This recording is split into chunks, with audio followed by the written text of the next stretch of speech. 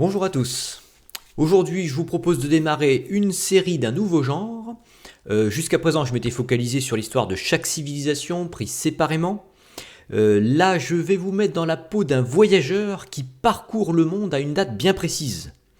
Comme ça, épisode après épisode, ça permettra d'avoir une vision plus globale de l'histoire du monde.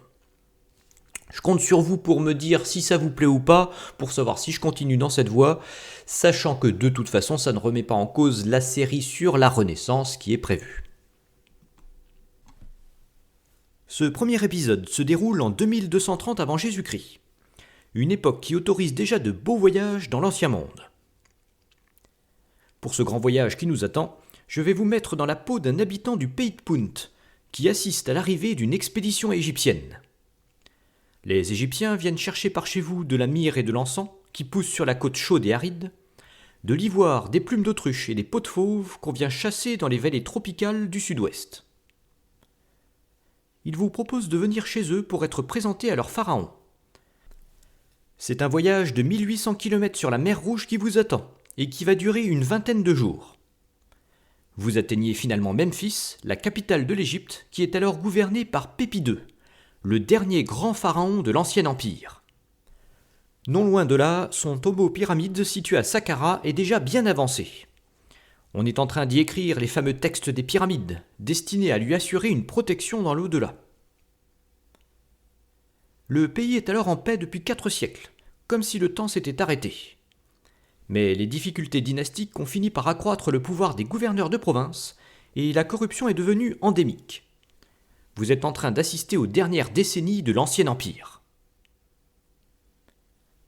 On vous trimballe dans tout le pays, ce qui vous amène à voyager jusqu'à la colonie de Byblos, située à 6 jours de navigation dans le futur Liban. C'est une sorte de poste avancé égyptien qui exploite une ressource locale particulièrement précieuse, le bois de cèdre, indispensable pour compenser l'absence de bois de construction en terre d'Égypte. Votre séjour sur place vous met au contact de marchands venus d'un empire immense, l'empire d'Akkad. Impressionné par leurs récits, vous décidez de les accompagner jusqu'à la ville d'Ebla.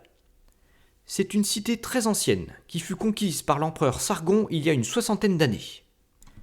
Aujourd'hui, l'empire est dirigé par un homme encore plus énergique, Naram-Sin.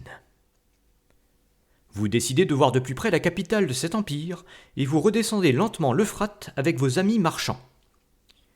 Vous passez d'abord par la ville resplendissante de Mari, puis vous atteignez enfin la capitale Akkad. C'est une ville nouvelle qui n'a pas la profondeur historique des autres cités de Mésopotamie.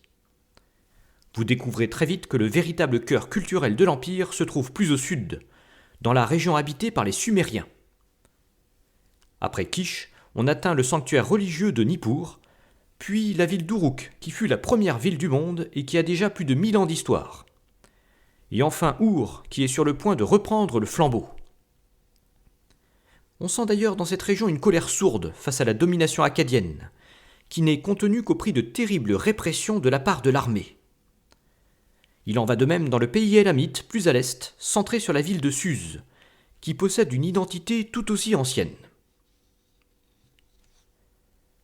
Sur les rives du golfe Persique, vous parvenez à vous payer une place sur un navire marchand qui fait la navette jusqu'à un pays récemment conquis qu'on appelle Magan.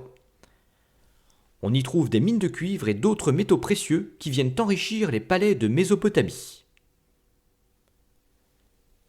Une autre civilisation vient s'achalander jusqu'ici, celle de Jiroft, qui s'étend de l'autre côté du détroit d'Ormuz. Ces gens-là sont devenus des navigateurs émérites car ils font la jonction commerciale entre 2 civilisations majeures. La Mésopotamie à l'ouest et la civilisation de l'Indus à l'est. C'est là que vous allez finir votre voyage. Les marchands de Jiroft vous font débarquer à Mohenjo-Daro, une ville extrêmement bien planifiée qui rivalise avec les grandes cités du pays sumérien. Une attention remarquable est apportée à l'hygiène, avec des bains à profusion, des toilettes dans les maisons et un réseau de canalisation qui transporte les eaux propres et les eaux usées. Les dirigeants semblent bien discrets par ici. Vous ne voyez nulle part de palais ou de murailles, et l'écriture semble surtout servir de sceau pour les marchandises.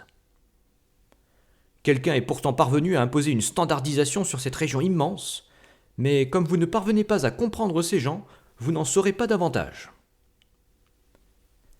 C'est là que se termine votre voyage, face à l'énigme de cette civilisation unique qui est alors à l'apogée de son rayonnement. Vous aurez parcouru près de 7500 km, en profitant du réseau continu de navigateurs marchands qui sillonnent ces routes, ce qui fait environ 4 mois et demi de voyage, pendant lesquels vous aurez traversé ou longé 17 pays actuels. Tel est l'aspect du cœur historique du monde en 2230 avant Jésus-Christ. J'espère que ça vous a plu, dites-le moi dans vos commentaires. Pour le prochain épisode de cette série, on va se retrouver en 1760 avant Jésus-Christ, ce qui va nous permettre d'aller encore plus loin jusqu'en Chine.